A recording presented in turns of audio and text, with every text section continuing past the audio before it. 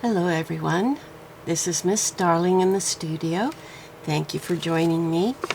Today we're going to make a little booklet and we're going to put a faux leather or faux suede cover on it. And it's all going to be done out of paper, so all you need is a paper bag. And I have already cut a paper bag. I just took my metal ruler and used it almost like an envelope opener, and I just kind of slid it apart and got a flat side. This was an Amazon Prime envelope that I got from something I ordered, and so then I cut a piece that is about 1/2 inch to 1 inch wider all the way around from my substrate. Now my substrate is a half of a card, a mailer that came in the mail, and so I cut it in half and it folds in the middle, and then I chopped a little bit more off so that my pages would fit nicely into it that I'm going to use. So, but the Amazon envelope or whatever paper bag, brown paper bag you use, has to be cut a single sheet, a little bit bigger all the way around from whatever you use on the inside for sturdiness. And it doesn't have to be something like this. It could be maybe a cut down file folder, for instance, or a cut down piece of cardstock, or if you don't think it's thick enough, glue a couple of them together and then cut them down to whatever size you want. The size I'm working with is folded, is 4.5 inches across, and the height of it will be 4.25 inches. So it's a little bit wider than it is tall, and that's because of the size of paper that I'm going to use for the inside. I'm going to turn it into a little booklet. So now let's get started with actually making our cover. So once we have our piece of brown paper, and it doesn't really matter what dimension it is or what condition it's in, because we're going to just mash it up real good. And this is where you can take out all your aggression if you want to. So you do that, but that's not enough because you want as many creases as you can get. So you'll see that some places are creased rather heavily and some rather sparsely. So then you can just go around the perimeter and crease it even more. This is a rather stiff bag that I got from Amazon. I had one that was a lot thinner that would be easier to work with, but I figured in the long run the little thicker paper would be more sturdy, and so that's why I decided to go with it. Now you can't have too many creases, so don't worry about overdoing it, and just you want to get as many in there and as evenly spread throughout your sheet as you can. So just keep working with it, and as you do so, you'll find that the paper starts being a little easier to work with. Not a whole lot, but for these old hands, it's a little bit of a challenge. Now, you're going to need some water, and you're going to need some hair conditioner. And that's what we're going to use to really soften the paper up so that once we're done, it actually has the feel of leather as well as the look of leather. Of course, it's not going to be leather, but you can't have everything. Okay, so once you've got it pretty creased up, you pull it out and flatten it slightly. Don't try to really flatten it out, but just, you know, kind of smooth it out. And you want to keep those ridges in there. And then take some of your ink pads, and I have several here I pulled out. This is Wendy Wheeler's. We'll try this. And you just kind of go over, well, that's not doing anything, so forget that. Here's walnut, my standby. I just don't know how, oh, okay, that's doing pretty good. You see how it's picking up the color on the parts of the paper that are standing up the highest. You want to just go across. You don't want to press down. Just go across. Maybe try different directions too.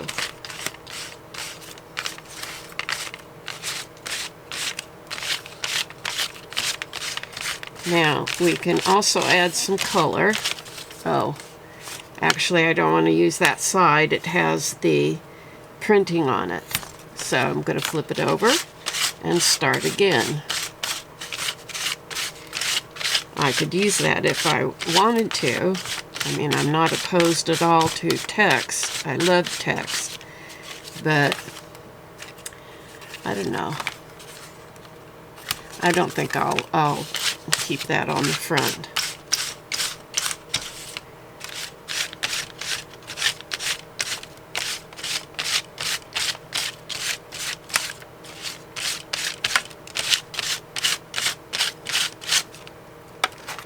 Okay, now I'm going to try and add in a little bit of yellow. I've got yellow paper that I plan to put in to the inside, so if I could get a little bit of yellow tone on the outside, that would be nice.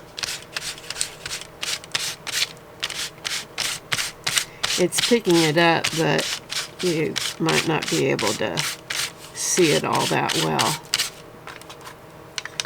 Okay, I'm also using some paper that is green, has some green on it. So I'm going to pick out,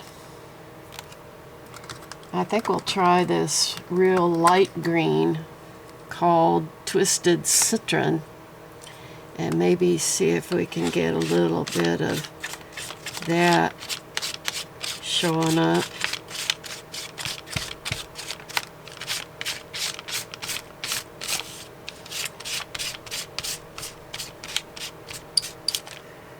Kind of force that down into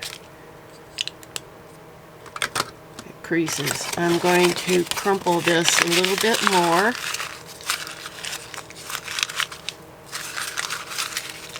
Every time you do this, you're going to get wrinkles in a slightly different place.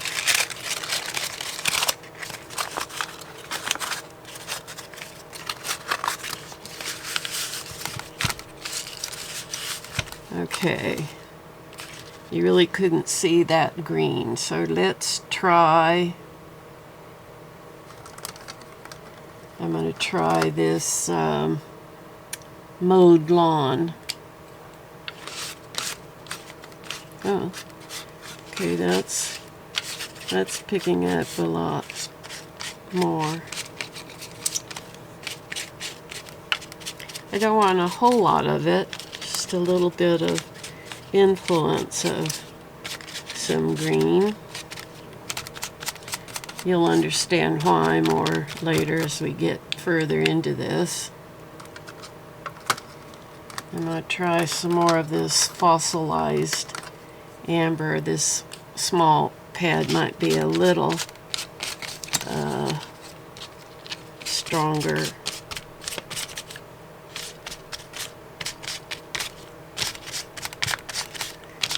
This yellow just really doesn't show up again on this brown paper, but that's okay.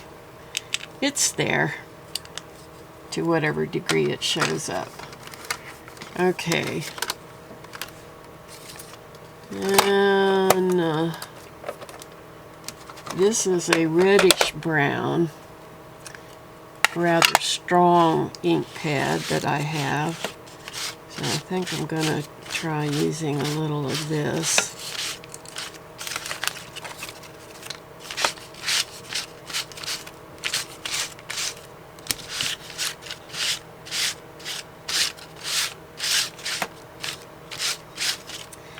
You can do this as much as you want. If you get too much of one color, you can kind of go back over it with another color to tone it back if you want. It's all personal taste. So I think I'm happy with that. And now I'm going to just take some water in my spritzer here, and I'm going to wet down the paper a bit.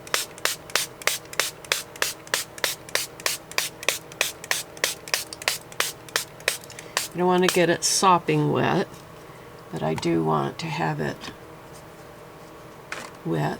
And then I'm going to take some of my hair conditioner, and this is Pantene Pro V. It doesn't have to be this. It could probably be any hair conditioner. This just happens to be what I have on hand, and so I'm going to use this. I'm sure all conditioners have very similar products in them. And just going to swish it around in my hands. And now I'm going to pick up the paper. Oh my. You would not believe how much softer this paper feels. Now, one of the reasons I like using the Tim Holtz line of inks is because they're permanent.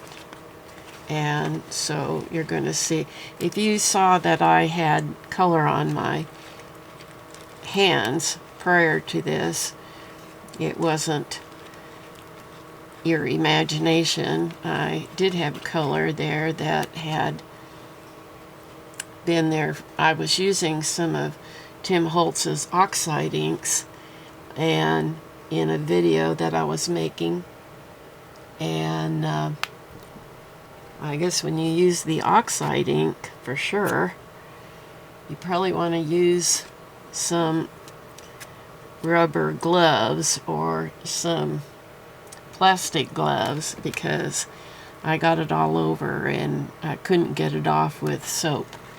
And so that's why my hands are still looking rather grungy.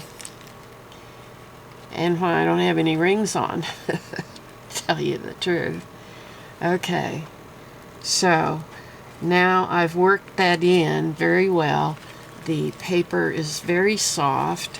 Of course, it's wet, and now it needs to dry. And you could maybe use a heat tool carefully to get it to dry faster, or a hair dryer, or just let it air dry. And I think I may try speeding it up a little bit for the sake of the video. And let me get my hands clean first. Nothing like baby wipes to come to the rescue.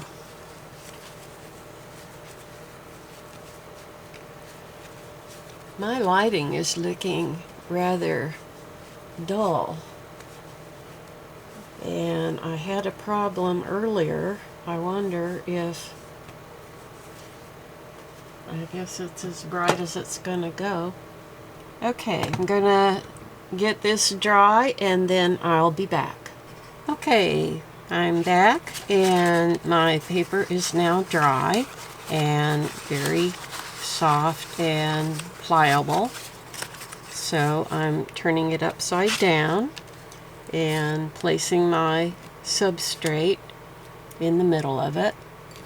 And then I'm going to use some Fabrifix, especially in the corners, because I want it to really adhere well and to set up quickly.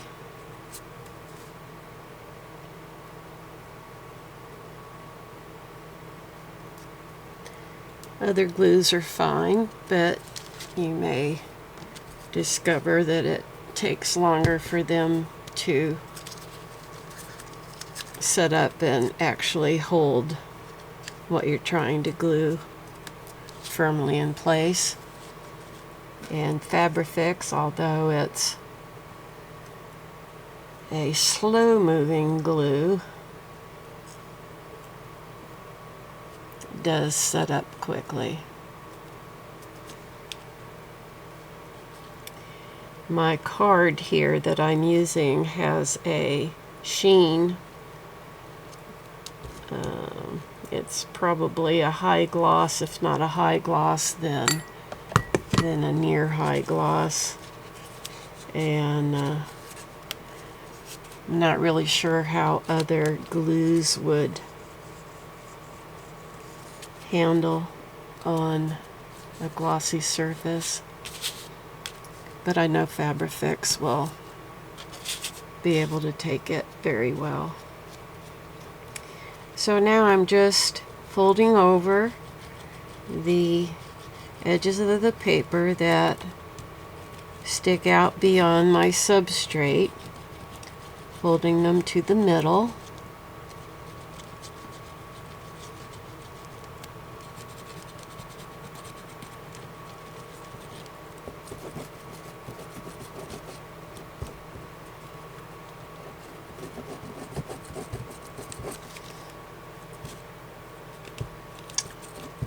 I do wish this glue came out easier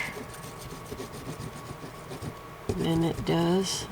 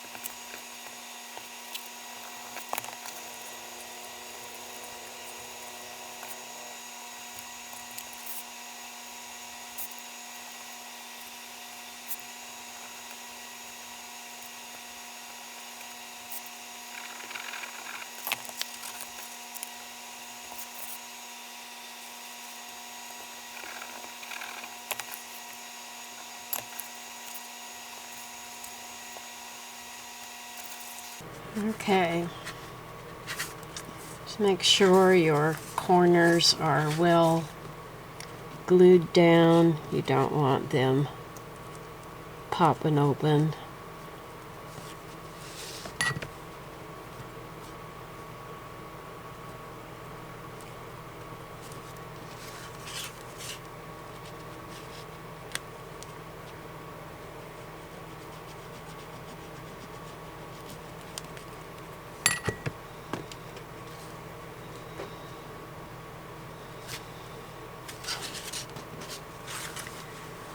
All right, now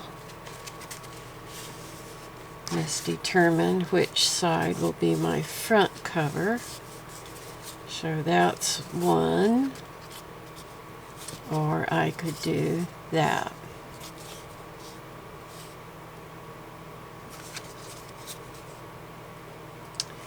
This has a little more green on it, and I think it's a little more attractive, so I'm going to go with that. Seeing as how I have some paper in here that has some green in it. Okay, now I've pre-cut a couple pieces of paper that I'm going to use as liner end sheets for the inside.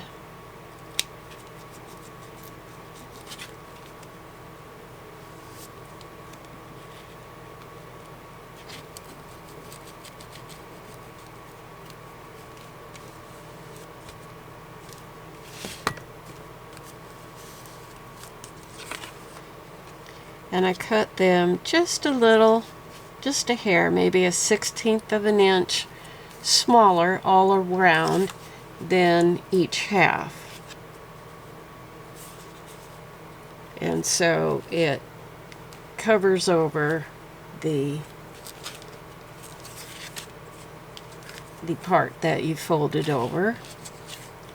And I'm going to I think I'm going to try this reddish brown.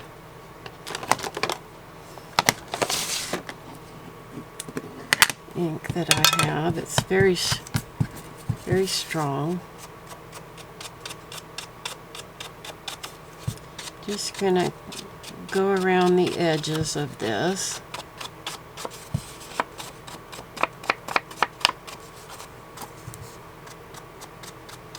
That may be a little too red, which is okay because I can come back and tone that back with some other ink.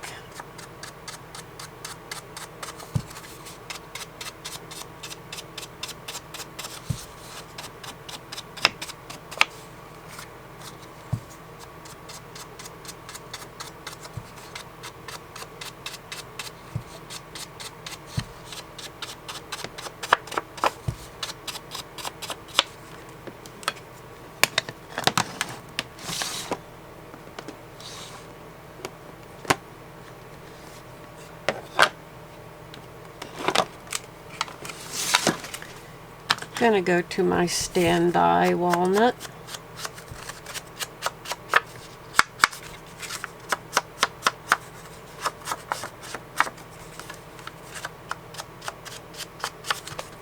That red's going to show through a bit, but it's not going to.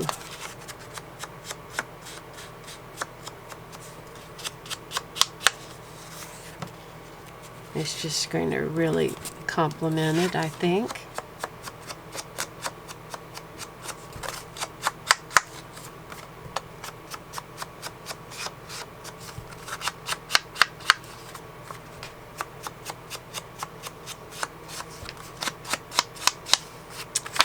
Now I have to decide. I'm going to put some fabric over the fold on the inside as well as the outside, and I need to decide whether to do that before I glue these on or after.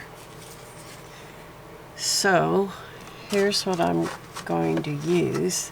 This is just a piece of natural muslin, and I've just torn off a piece, and I'm going to glue that down. So do I want this?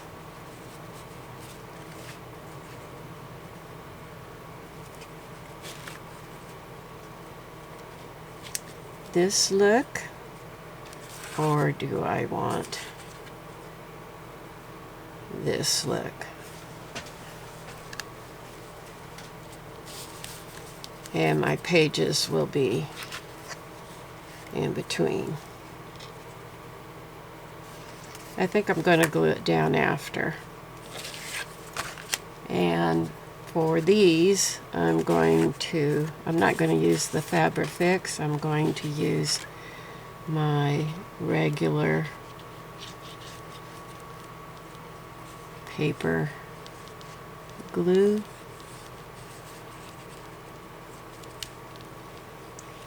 There are links in the description box to the products that I use in my video, so please check there if you're looking for resources.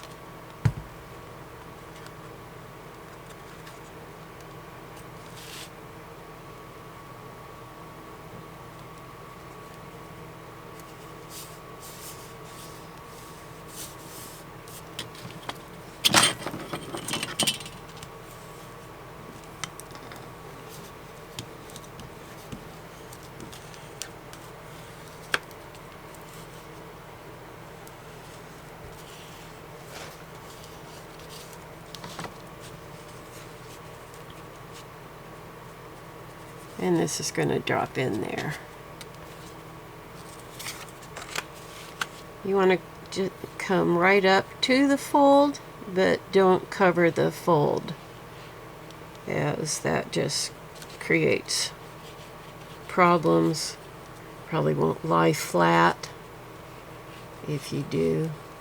So you always need to put a little gap there when you glue your end papers down.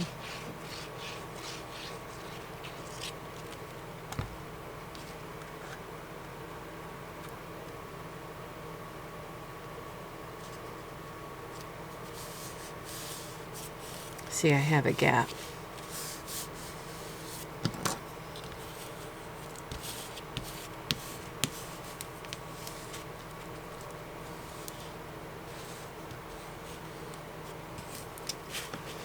Now you could put paper there, but I like the rawness of the fabric. But I don't need something that wide. I'm thinking maybe it will look better if, because the journal is so small, I think it will look better if it's a smaller piece. So I'm just gonna rip this in two.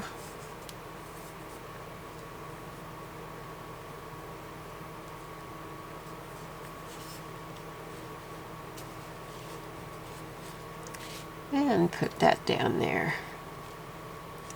Going back to the Fabrifix, because we're working with fabric at this point.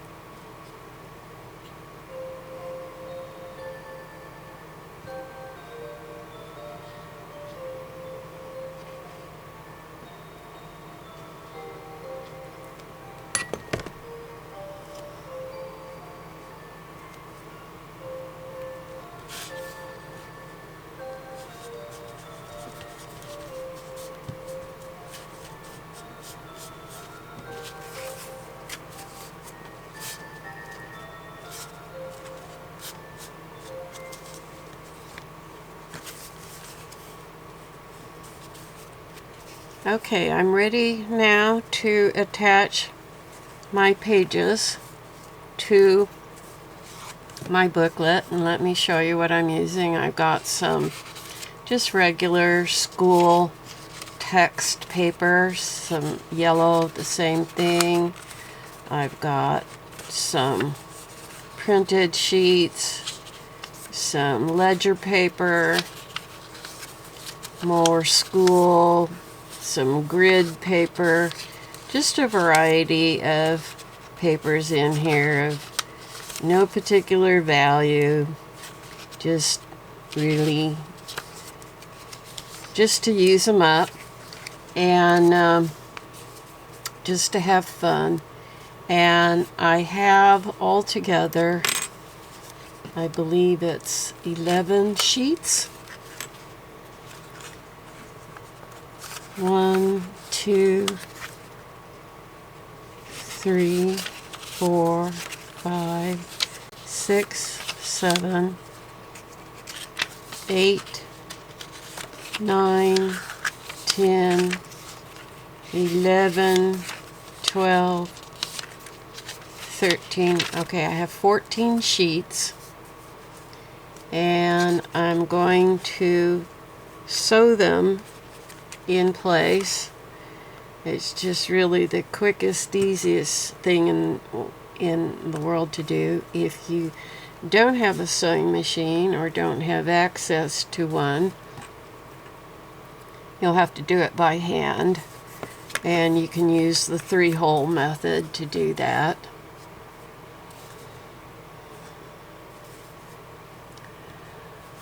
I wonder if that's going to be a bit too challenging for my sewing machine. It gets awfully thick there when you've got substrate and you've got paper bag and piece of fabric and 14 sheets.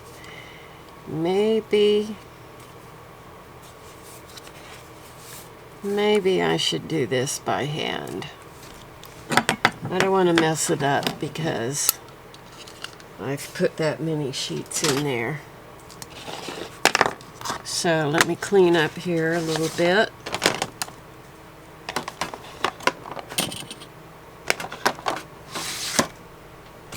And I've got to get my hole puncher.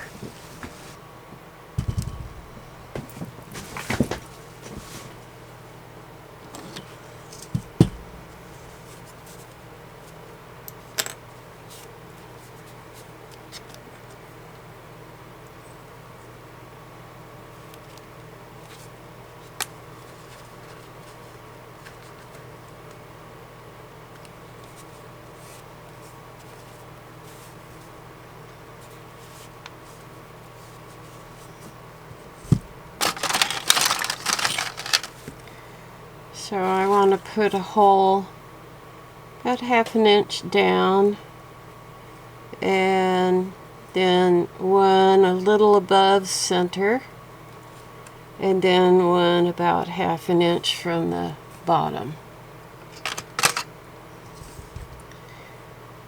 And I'm going to use my smallest hole.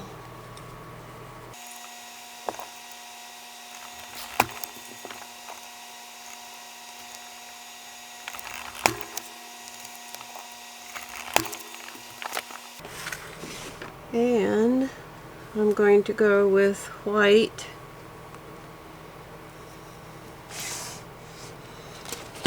embroidery thread. I don't want to draw attention to it, so I'll go the same color as my sheet of paper. And get out my needle.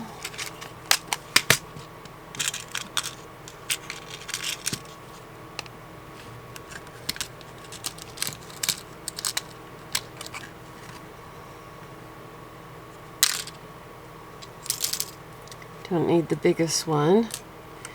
So I measure 3 times my height, and that will give me plenty of thread to tie it off.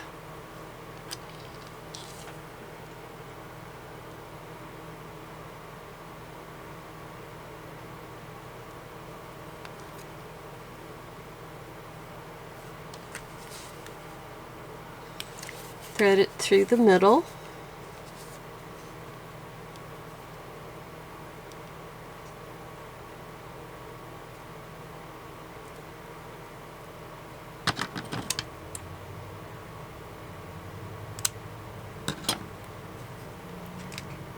Leaving a tail, then through the top,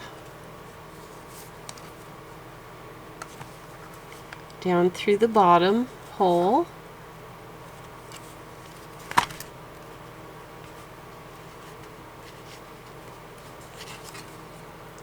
and back up the middle.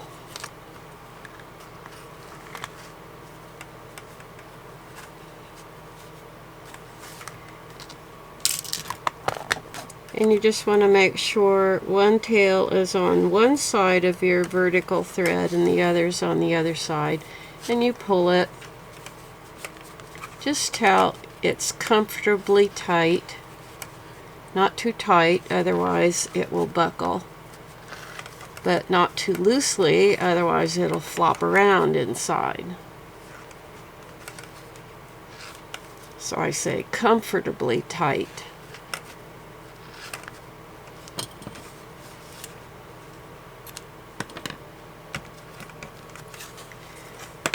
Now you'll notice that obviously the thread shows on the outside, and I'm not worried about that because I'm going to cover it over with some fabric.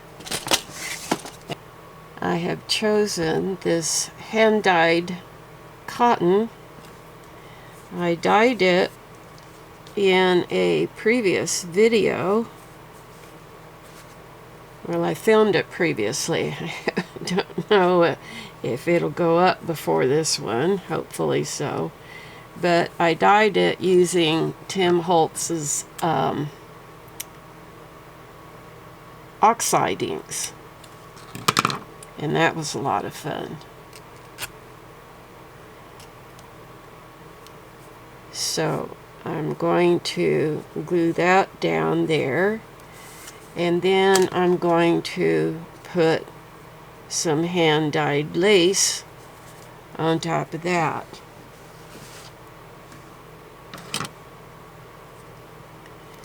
So back to the Fabrifix.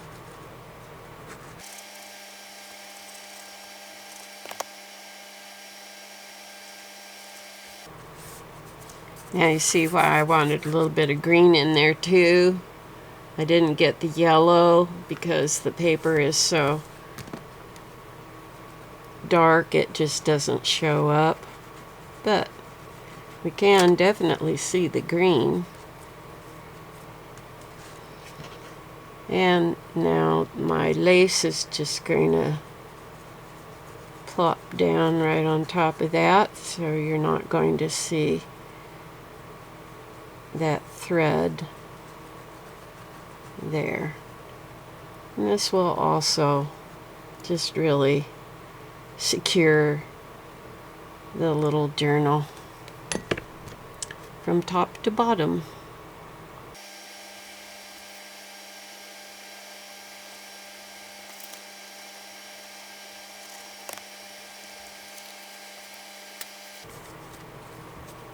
And there we have a nice little journal. It's the perfect size. It can go into a handbag. It could maybe even slip into a pocket.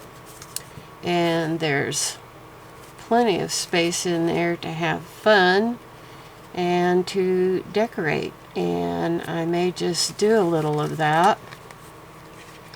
And come back later and show you what I've done. I'd like to kind of carry some of that, some of the feeling through, but still leave plenty of space for someone to journal. So there we have our faux leather, faux suede. Now it probably would come across as suede if left like this. And you do have the option of going and covering your front and back cover, say with some Mod Podge. If you use a glossy Mod Podge, you're going to wind up with a shiny surface. And if you use a matte Mod Podge, you'll have a little bit of sheen to it, but not much. And so that's another choice, and the Mod Podge will help protect the paper from getting any little tears in it. You don't have to do it, but of course that's an option. So I'm going to do a little fun decorating, and I'll be right back. Alright, here's the finished journal, and I added a little signage there. It says journal, and you know how I bound this, and I punched 2 holes, one in the front cover and one in the back cover, put an eyelet on each, and then I took some twine, threaded it through, and made a knot that's big enough so that it won't pull through.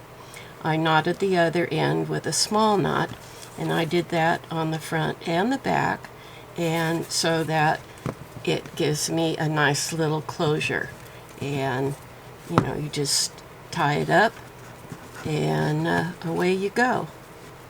And because it, you know, as soon as you start adding ephemera to the inside, it's not going to lay flat anymore. It's going to kind of blossom outward. So having a nice little closure that always goes with it is very fun and nice.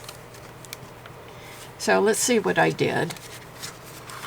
Of course, I have a lot of lined paper in here, which is great for journaling. And then on some of the pages where it was not really conducive to writing, I added some ephemera and dressed it up a bit. And so I have that on this side. And I found this lovely French advertisement and stuck that in there. And this is a piece of the personally dyed lace that I did for my sister's journal. And I had this left over, so that went there. We got some ledger paper, more writing paper. And we come to this page. I used a piece of almost like a railroad ticket there, glued it as a pocket, and stuck in some little ephemera and applied that down there. When you're really busy on the right side, then you need to add something more to the left side so that you get balance on your page. And so that's how we achieved that.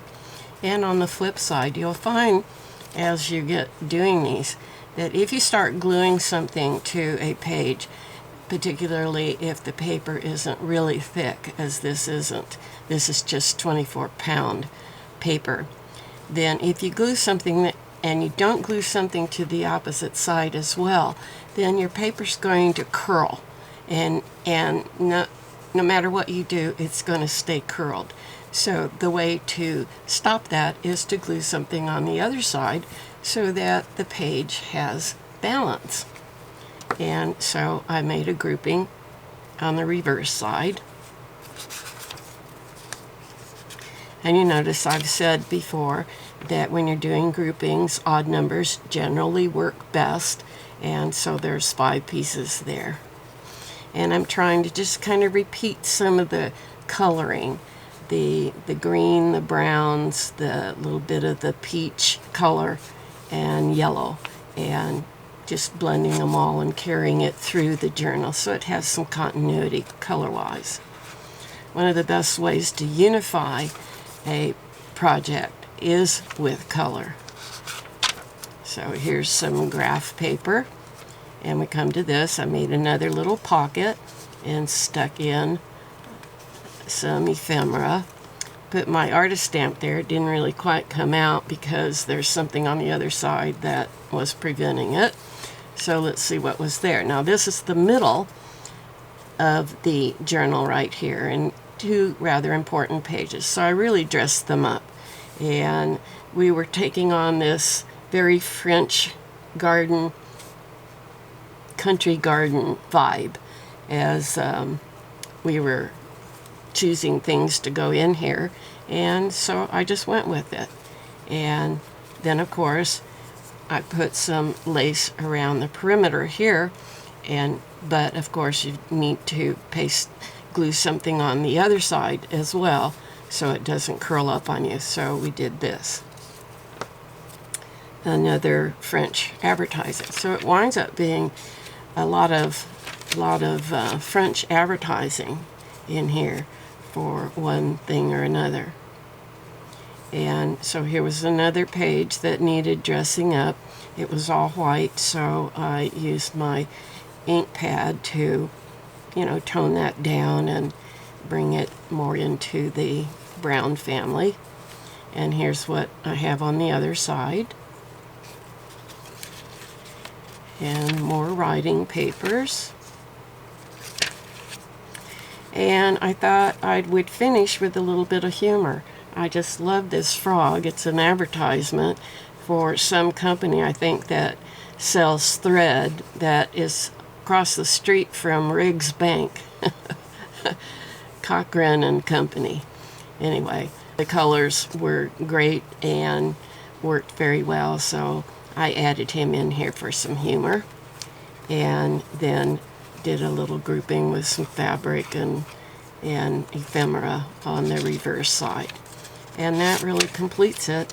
The paper that I chosen to use as my end sheet down here, it was all very small text and a little boring. So I added another advertisement that carried the same color palette, and that's how I finished it off.